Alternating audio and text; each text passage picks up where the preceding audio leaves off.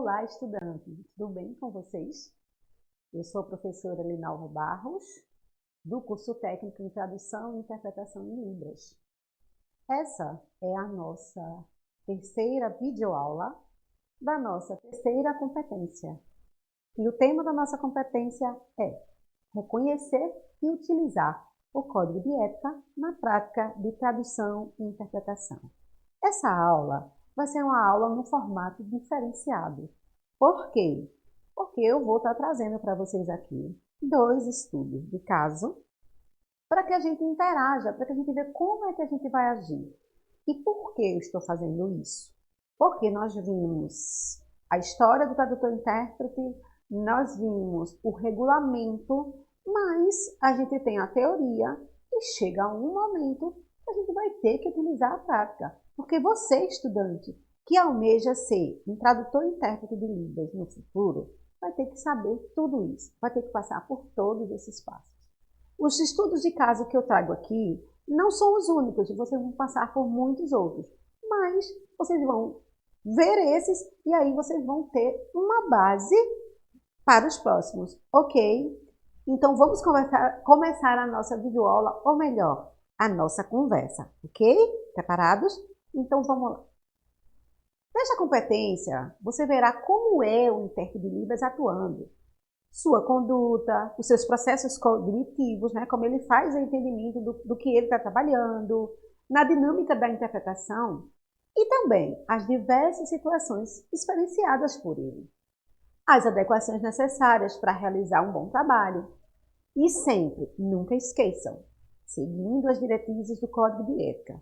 Você, estudante, irá perceber as mudanças que ocorrem na conduta profissional dos tradutores e intérpretes, o dia a dia, a aplicabilidade dos ensinamentos éticos. A atuação desse profissional é de extrema relevância, principalmente no cenário atual. Por que eu digo isso? Vocês devem recordar que há 3 anos atrás nós tivemos uma pandemia. E nessa pandemia ficou visível na mídia televisiva a atuação do tradutor e intérprete de Libras, porque a todo momento tinham aqueles profissionais da saúde que iam à TV, às mídias, para informar a população como estava sendo o andamento de vacina, de consultas médicas e essas coisas. Então, a visibilidade do tradutor e intérprete de Libras cresceu consideravelmente.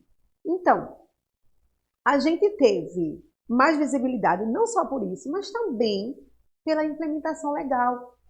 As exigências para o cumprimento do direito à acessibilidade, a gente vai ver isso mais para frente, né? Nos diversos espaços frequentados pelo surdo. Porque o fato dele ser surdo não significa que ele vai ficar cerceado, que ele vai ficar dentro de casa e não pode ir a espaço nenhum. Não, não é assim. O surdo é um indivíduo, é um ser social como qualquer outro. Ele só apenas não escuta, mas se comunica. E para isso, ele precisa de um tradutor e intérprete de Libras, certo?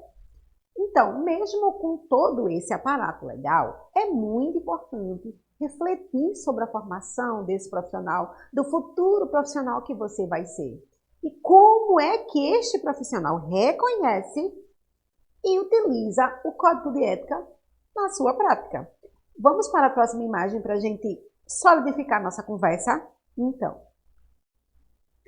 vocês veem aí, anteriormente, na minha fala anterior, eu falei para vocês sobre o reconhecimento da Libras e a regulamentação da profissão de tradutor e intérprete de Libras. Na sua imagem à esquerda, vocês veem os sinais, o alfabeto em Libras, e este nome significa Libras.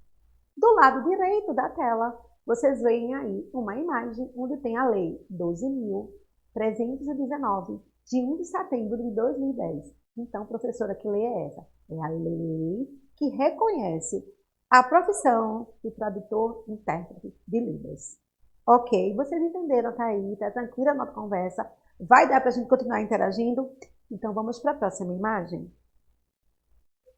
Aí, vocês veem a acessibilidade como direito de todos. Essa daí é uma imagem que mostra o direito que todas essas pessoas, sejam surdos, cegos, cadeirantes, com problemas mentais, todas essas pessoas têm direito a acessibilidade, e todas elas dentro da sua própria especificidade.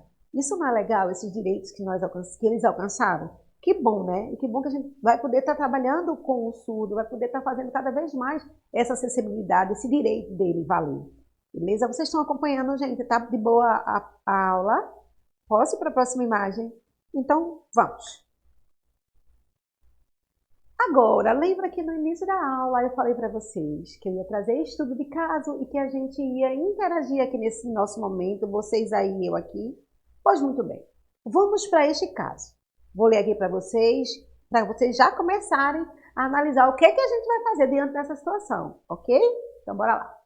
Você está interpretando para um cliente surdo que está candidatando-se a uma vaga de emprego. E no decorrer da seleção, a pessoa que está lá entrevistando, a responsável pelo recrutamento, continua dirigindo as perguntas a você e não ao surdo, ao invés de fazer ao surdo que você comunica. Aí eu lhe pergunto, estudante, como você reagiria diante de uma situação como essa? Que decisão tomar? Será que eu, enquanto intérprete, posso continuar com essa situação? Posso aceitar, achar que ela é normal? Ou não? Eu fico conversando com o surdo, enquanto o recrutador dirige as perguntas para mim, tradutor-intérprete?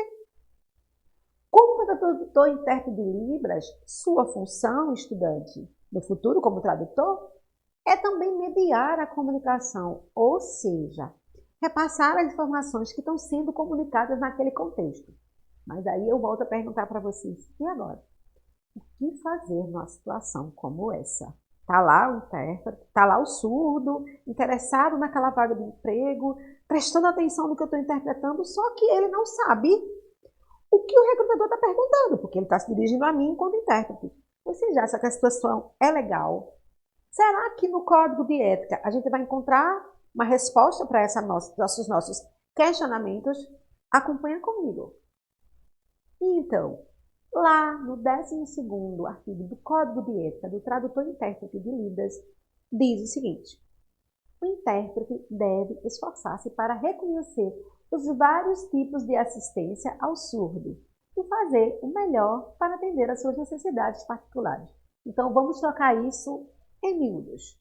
Ou seja, ele está lá, ele sabe da sua responsabilidade, ele sabe da sua ética profissional, mas ele não pode permitir, naquele contexto, de dizer para a pessoa, para o recrutador, olha, você pode se dirigir a ele está aqui, ele é a pessoa que você está entrevistando. E eu aqui interpreto, faço a Libras que ele vai entender perfeitamente quais são as suas dúvidas, que pergunta você está fazendo para ele e o que ele quer, ok? Vocês entenderam, minha gente? Então, assim, toda vez que vocês tiverem uma dúvida, tá ali naquele momento, no contexto, por isso a importância de vocês consultarem o Código de Ética do Tradutor-Intérprete de Libras. Isso é um manual e deve acompanhar vocês por toda a trajetória de vocês. Mas vamos para um outro momento? Vem comigo. Bom, eu vou esclarecer agora uma coisa para vocês. Faz parte do comportamento humano e das relações que se estabelecem entre si, ou seja, a ética também trata dos princípios de conduta dos indivíduos, certo? Então, estudante, na sua prática como futuro tradutor e intérprete de Libras, você vai trabalhar com outros colegas da mesma profissão. Você deverá dividir com ele o mesmo espaço de interpretação. É primordial o coleguismo e o respeito mútuo. A troca de saberes, o fortalecimento profissional, um bom suporte. Por quê? Porque quando você não souber um determinado sinal, você poderá compartilhar sua dúvida com um colega de profissão. Vou dar um exemplo. Você está lá fazendo a sua interpretação e o surdo lhe pergunta algo, ou uma palavra, ou você está interpretando, você fala uma palavra e o surdo diz para você, eu não entendi. Mas nesse momento, nesse contexto do exemplo que eu estou lhe dando, você está ali e não está só. Né? É uma interpretação que vai durar muitas horas e você está ali com o seu colega do lado. Aí você não sabe. O que você faz? Você fica calado? Você deixa passar? Você não dá o sinal para o surdo? E se for informação importante? Cadê sua ética enquanto profissional? Ela tem que existir, ela não pode deixar passar. Então, o que você faz numa situação como essa? O que é que vocês me dizem? Ficar calado? Passar por cima? Inventar um sinal que não tem nada a ver? Ou perguntar para o colega que está ali, que é o seu colega de profissão, o que é que você vai fazer? Vamos ver agora. Olha isso aí, olha o código dando aquele suporte legal para a gente. O quarto artigo do Código de Ética do Intérprete diz: o intérprete deve reconhecer seu próprio nível de competência e ser prudente em aceitar tarefas, procurando a assistência de outros intérpretes e ou profissionais quando necessário, especialmente em palestras técnicas. Por que palestras técnicas?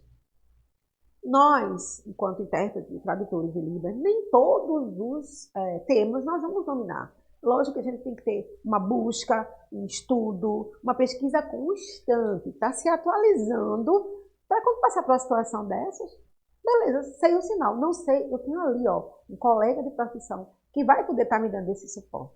Ok, vocês entenderam agora esses estudos de caso, gostaram? Vê só.